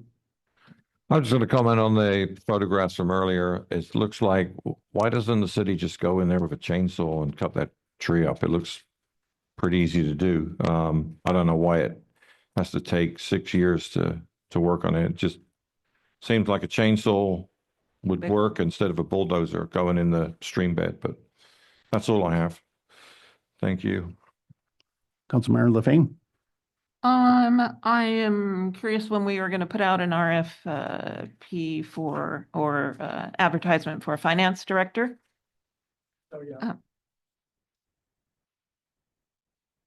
I'm sorry, It's already out. Use microphone, George. It's already out. where is it out at? No, where's Andrea? Andrea? It's on the website Indeed, and I believe it's posted outside. The same 3 spots they post everything. Is it on the script? Never mind. And a couple meetings ago, we asked for to identify all of the donations that the city had received. I think Andrea did that. No, we didn't have clear direction from everybody on what you guys are looking for, so there needs to be a consensus with the council, and we'll bring it back whatever you need. I did have the information on the lighting project, and then Dominic reached out to me a couple weeks ago asking about a $30,000 donation that's missing, which I didn't know what he was. That rumor was going, yeah. Yeah, and I have no idea what it's based on. So without more detail, I can't dig into something that I Well, don't know there that was a exists. lot of, we're getting donations here, we're getting donations from IBCA. Jeff Gold is out there getting donations for the bucking shoots. So the bucking shoots came to us just as bucking shoots. We weren't involved in the money of buying the bucking shoots. They just donated the bucking shoots to us. So whoever Jeff Gold talked to is. He said Waterstone gave him 5,000, that he was working with George. Okay, So well, then, I referred a lot of potential donors to Mr. Gold. That's what I did. That was the extent of my involvement. yeah, we don't have any funds from anybody that came to us. They came to us and donated the bucking shoots. I do have the receipt. I requested the receipt because when I talked to Jane Wright, she made sure that those get booked as an asset, even though they're a donation. They can't just show up and not be booked. So I have the receipt and the backup of what Jeff purchased. You'll have to talk to Jeff of how he Yeah, got it because it's an purchased. improvement to the city property. So you Yeah, have, so if there's something else you guys want to see, just give me it clear would just be direction. nice to see who's donating to the city. For how many years? Just within the last year and a half to acknowledge them, that they've done this, they've done this. And you also need it for disclosure. Yeah, so those are our ones we've received. Those are the only two Is we've that a received. direction by the is council? IBCA, Rotary, and Jeff Gold. Yeah, that's fine by me. I'm sorry, what'd you say, George? I just asked him if it's a direction by the council. Okay, so for the last year, Yes. 2? Yeah. Okay. 12 months. 12 months, okay. Andrew, you should, while you're up there, why don't you report on how much interest the city received this past month? I think this past month is 41,000. So we're averaging anywhere from 41 to 47 every month with the interest at the money market account down at Bank of Marin. Which in previous years, we received 0. Well, actually, I think we received 500. So not quite 0. Can I ask what this is that was put in our box? I don't know. I don't know what that is. I think that's Justin wanted that in there. I think, I don't know what that is, actually. Maybe it's part of his It's a presentation. replacement pump? I think that's some part that he needed. Might have been part of his presentation. We can ask him next meeting, maybe. All right. Councilmember Well, Mitchell. nothing on the agenda, so I can't do. Like to congratulate Aubrey Gold, Miss Ione for 2025. Hope to see you guys down at the parade and out at homecoming at the different events. Chief, I know you'll be busy with the parade. Sure appreciate you and the crew and everything you guys do for that, and the whole city for all you guys do. It's a good time to get together and certainly hopefully smile and have some fun. So thank you. Vice Mayor. I also want to wish everybody a happy homecoming, and unfortunately, this will be the first one I'm going to miss in a long time. Want the police department to stay safe. Everybody stay safe. It's going to be nice and warm, 90 degrees plus.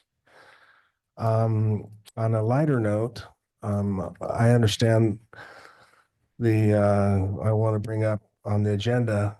I'm not sure I'm going to be here for next meeting because we're heading to Oregon, so I may do Zoom. Maybe the agenda after, but it's important to me to put on the agenda to discuss. See what establishing some guidelines on social media. I know we talked about it before. I was told it was brought up once before. It's getting way, way, way out of hand. I don't read it, but everybody tells me what's on it. And so I pretty much know what's being said. And I know I've been a subject of it, which I think is absolutely it's very near and dear to my heart also because of the half-truths that are out there. So besides that, I think we need to establish a protocol for any city employee and any elected official when it comes to social media. Thank you, guys. Have a great night. Josh, we did start got- that, so there is some background. I got two things real quick. Get George his own microphone. I think I brought this up 3 times. Get him one that like I'll second that. flips to his collar so he can look We around. can and afford talk. $20. Second thing is, if people notice from Brickyard Road to Highway 88, Cal Fire every year does training out there with dozer crews, hand crews. They're bringing in 20 to 50 dozers. They're going to be clearing all the brush from basically Brickyard to 88 on the whole triangle piece for fire abatement, and they're donating their time and doing training at the same time. So if people see all that commotion, that's what it is. It's not a fire. It's not that they're building some skyscraper. They're doing training out there. So I just want to let everyone know that. So with that said, can I get a motion to adjourn? Motion to adjourn. I'll second. We have first and second, all in favor, say aye. Aye. Aye. Good night, people.